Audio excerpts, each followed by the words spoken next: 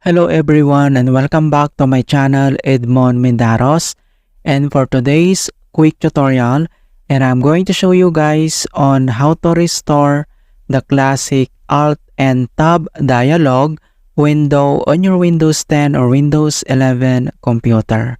Kung paano ba natin ito i-fix, and without further ado, and let's go ahead. So all you have to do is to open up on a search menu. And dito sa search for apps, so type mo lang dito yung registry editor. And then, kailangan mo lang mag-right click.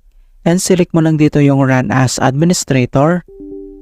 If you receive user account control, and then i-click mo lang dito yung yes. And dito sa registry editor, so ang next step ay, under dito sa computer ay kailangan mo lang i-select dito yung HK current user. So double click ka lang dito. And then dito sa HK current user, so ang next step ay i-select mo lang dito yung software.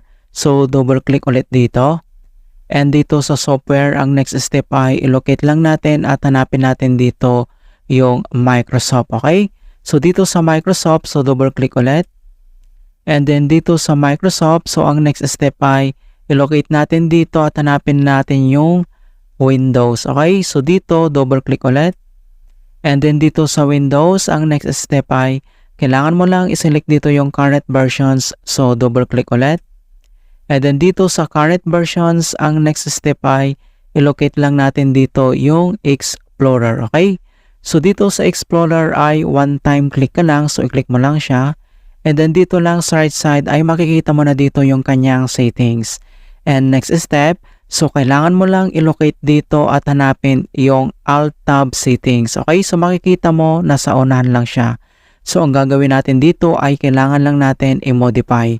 Okay, so i-select mo lang siya and then kailangan mo lang mag-double click and pop up itong edit the word 32-bit value. So i-check mo lang yung or i-double check mo lang yung kanyang value name na Alt-Tab settings. And then dito sa value data ay i-change natin yung 0 into 1. And then dito sa kanyang base ay select mo lang dito yung hexadecimal. And then i-click mo lang dito yung OK. Alright? So, kapag dito sa settings ay wala kang nakitang Alt-Tab settings, so pwede kang mag-create. So, dito lang sa blank space area, so kailangan mo lang mag-right click. And then select mo lang dito yung new. And then select mo lang dito yung the word 32-bit value. And then dito sa new value ay kailangan mo lang itong i-rename. So, ilalagay mo lang dito yung Alt-Tab settings and then double-click ka lang. And then dito lang sa edit the word 32-bit value ay change mo lang yung 0 into 1. Okay? And then click mo lang dito yung OK.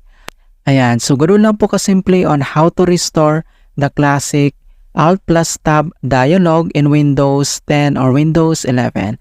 And please don't forget to like this video and subscribe to my channel for more quality content. Thank you guys and see you in my next tutorial.